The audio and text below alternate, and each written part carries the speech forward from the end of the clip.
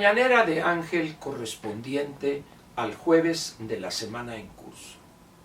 Jueves 17 de febrero del año 2022.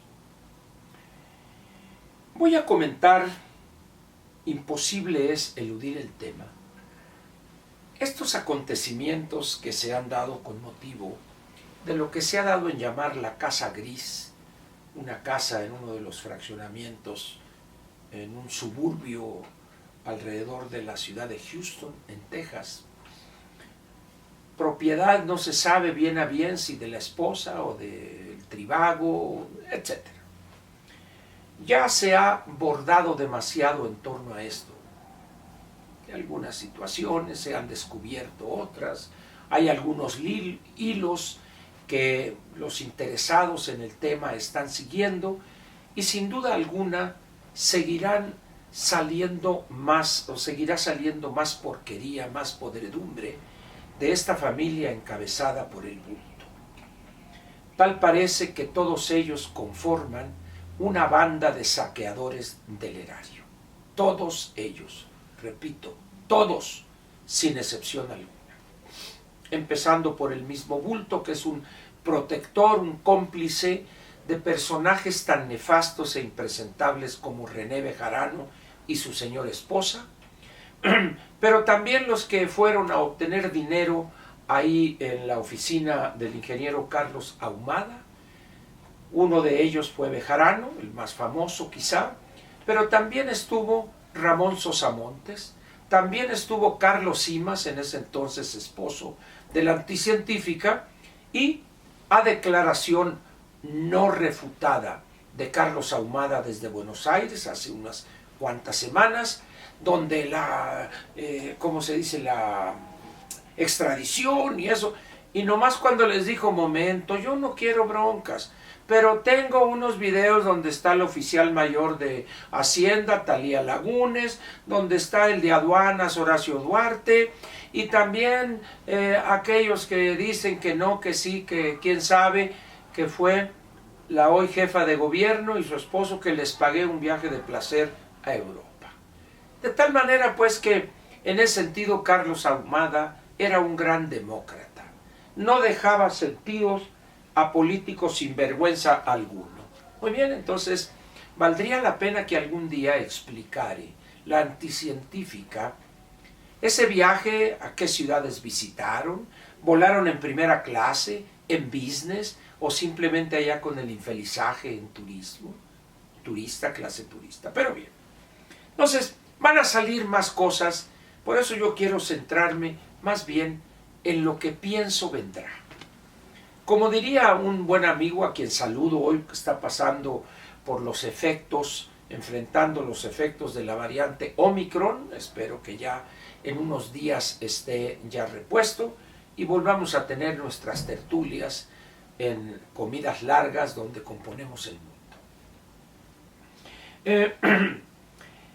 ¿Quién sería tan ingenuo en estos momentos para albergar la mínima esperanza de una rectificación profunda del bulto en relación con toda esta tragedia producto de las políticas que ha aplicado o intentado aplicar porque nada le sale?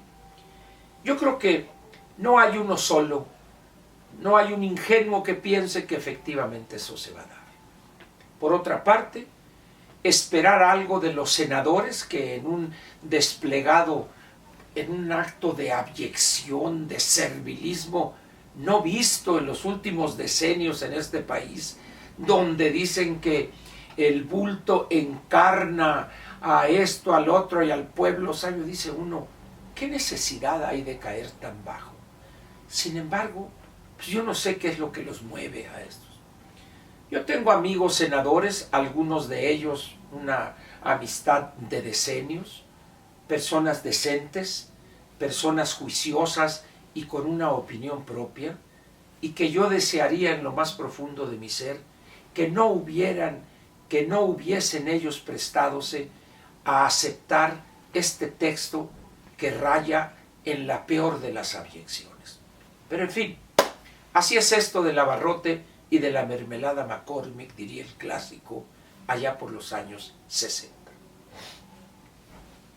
Lo primero que creo que debemos tomar en cuenta es que el bulto no solo no va a rectificar, sino que va a arreciar sus ataques, va a radicalizarse aún más y no le importa poner en peligro la estabilidad política más de lo que ya la ha puesto en peligro, y tampoco le interesa en lo más mínimo corregir o empezar a sentar las bases de una ligera corrección en la tragedia económica que ha construido a ciencia y paciencia estos 3 años, 2 meses y un poquito más. Tenemos frente a nosotros 6 elecciones en 6 entidades federativas diferentes: Tamaulipas, Durango, Hidalgo, Oaxaca, Quintana Roo, y hay un estado que se me va ahí, que pierdo la brújula. Me acuerdo de 5 y hago un último intento para recordar los 6. Tamaulipas, ya sé, Aguascalientes, Durango, Hidalgo, Oaxaca y Quintana Roo. Ya están los 6. Me faltaba Aguascalientes. Muy bien. Esas 6 elecciones, que van a ser el 5 de junio, es algo que le preocupa al bulto, porque sabe del impacto que podrían tener si de esos 6 estados la oposición ganare 5, por ejemplo.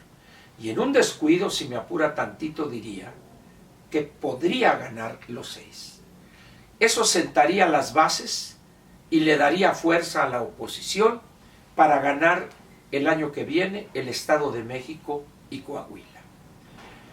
Eso no significa, por supuesto, que automáticamente la oposición ganaría la elección presidencial del 24, no. Pero tampoco, si llegare a perder las 6, eso significaría que perdería las 2 del año que viene y también la presidencial. La relación entre elecciones estatales no implica de manera directa una derrota en la elección presidencial. Pero ahí está ese elemento.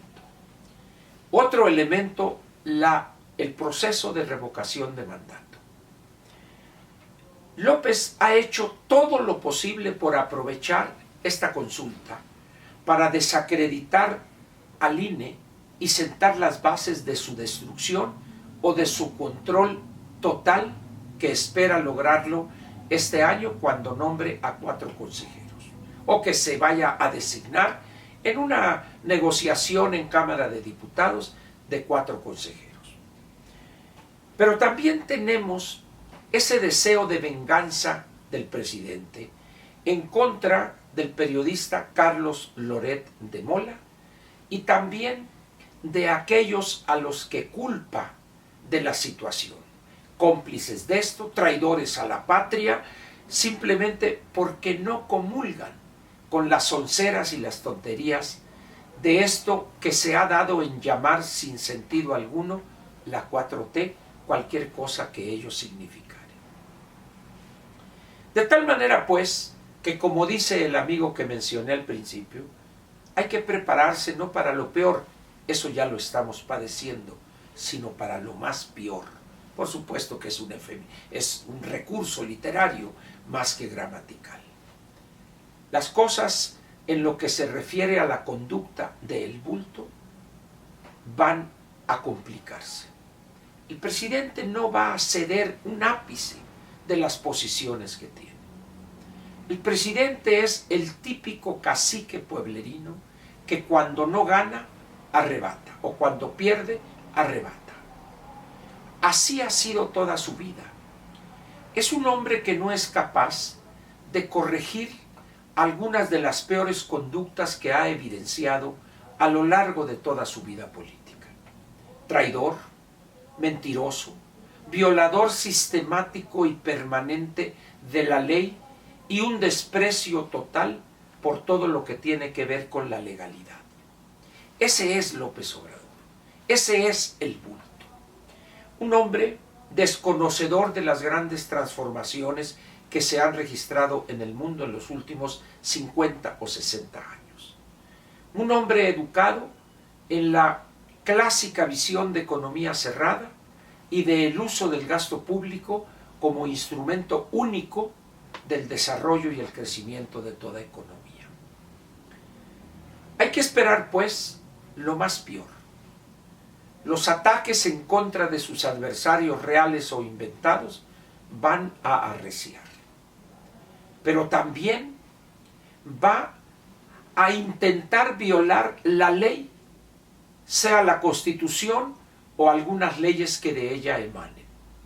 En esa petición que le hace al INAI, donde le pide que averigüen que si cuánto gana y que las facturas y que todas estas cosas, Loret de Mola, y ya le contestó el INAI de manera muy elegante, respetuosa también, donde lo pone en su lugar.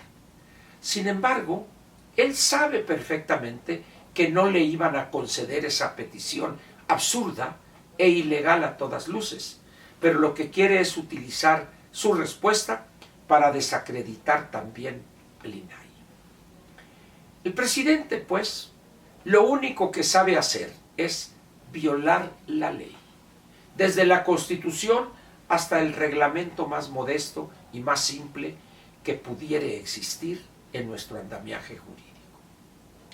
El presidente abrevó en la cultura de los gobiernos unipersonales y de pensamiento único. El presidente tuvo como ejemplos gobernantes caciquiles que concentraban los tres poderes en el Ejecutivo. 50 o 60 años después, piensa él que esa ilusión juvenil de él es viable, imposible.